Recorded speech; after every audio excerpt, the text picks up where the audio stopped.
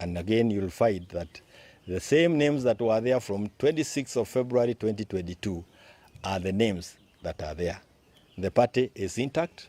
I want to tell the members of Jubilee, the followers across this country, that the party is fully functional. If you have an issue with any of us, there is a procedure you should follow. If you think you want to remove the SG, get the party leader to convene a NEC. Then a decision will be made that will then be taken to the NDC.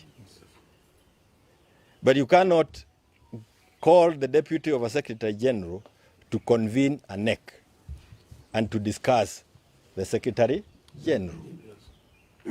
If we want to remove the party leader, the secretary general will call the NEC to discuss the conduct of the party leader.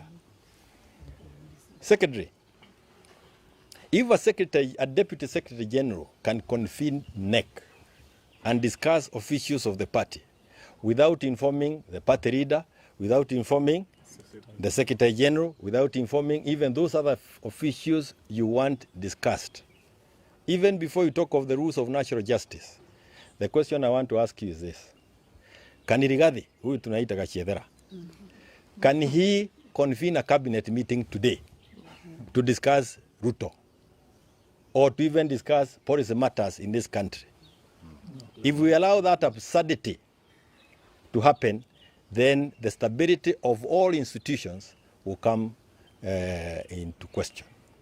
A deputy cannot purport to act when the substantive holder of the office is alive and capable of carrying out his or her duties. It's not just for Jubilee, but it's for all institutions that want to function as guided by the Mwongozo principles. Having said that also, let me also tell you something else. If you want to have an official presser of the party, it is held in the party offices, which are these ones, at the party headquarters. Not in a hotel or a hideout, because like the one of yesterday was actually a hideout. It was a hideout. I am told it was nyinyi wenyewe wengine mlienda mtatuambia pahali mlienda na mlipitia barabara gani ndio tujue. The convening of that meeting had been done. This is the other thing. They had called that place a day earlier. Do they want to tell us that they had a discussion with the tribunal and they had there was a known outcome that they wanted to celebrate?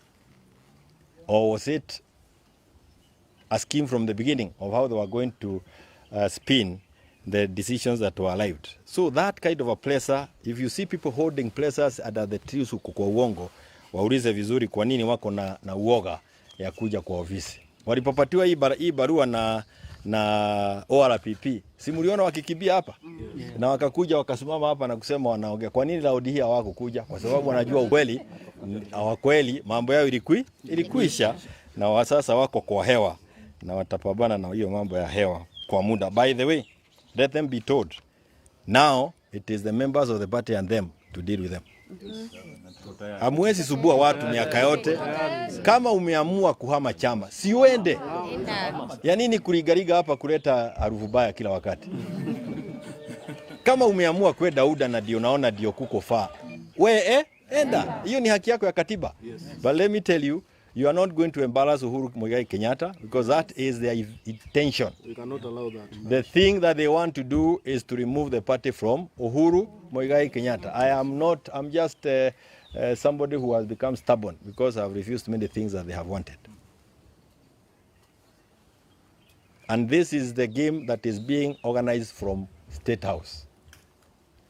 Yesterday, while we were here at around 3 o'clock, when they were organizing for that placer, they had ordered these scarves. Ziko wapi? Kwa sababu waliitisha kutoka pahali jana. But the guy who was told to deliver with a motorbike looked for the offices of Jubilee. And he came here with them in the kwa kagunia. But we told them, sisi hatujaitisha scarves. Now, that is not the funny part of the story. The funny part of the story is this one. The invoice the guy was presenting had the invoice was worth 15 million shillings. 15 million shillings. I do not know who they intend to con because of that kagunia ya scarves. If it was to be the party, then we have saved the party from that invoice by that judgment. Kama ni wale wengine hao wako na pesa wanaweza endelea kuporwa kwa sababu hata ni yetu wamepora. And I think if the other thing is this, they have been attending the PG meetings of UDA.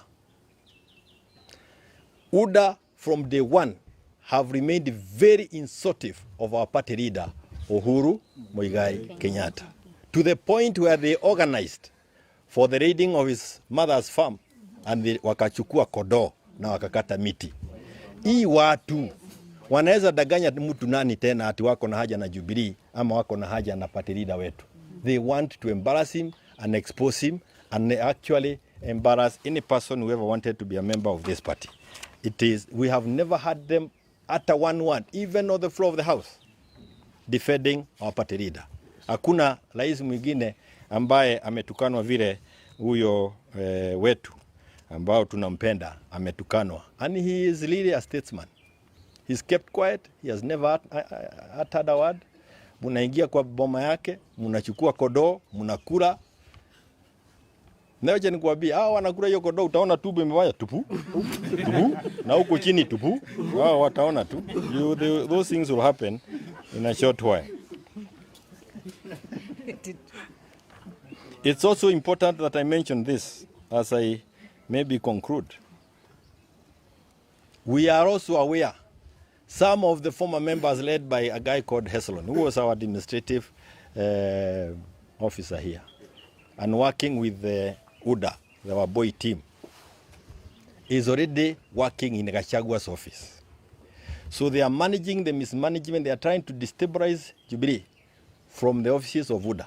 He is an employee at Gachagua's office, Kule Karen.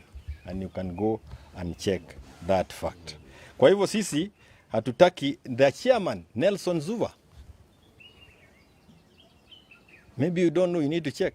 Yeye alikuja ameshikwa mkono namna hii akaletwa kwa chama 2013 hapo akawa chairman wa JAB that time before Jubilee, aliletwa na William Samoe Ruto. He is from the URP wing, so he must be feeling lonely. And we also want to let him go. Let him quickly go where it is comfortable. Na pahali hakuna hiyo baridi hata endelea kuisikia. Na let me also tell you that because we want to see fairness in the party, we organized for an NDC and we advertised it in the papers. The NDC was to take place on the 24th and 25th of March. They went to court to block our holding of the NDC. Kama kweli wako na ukweli, ya nini wanaogopa umati wa watu? Si waje mbele ya watu, tufanye uchaguzi, tusafishe nini? Chama. The letter that came from the lawyer is here. Dated 6th March 2013. That's the date we received it. It was written on the 3rd of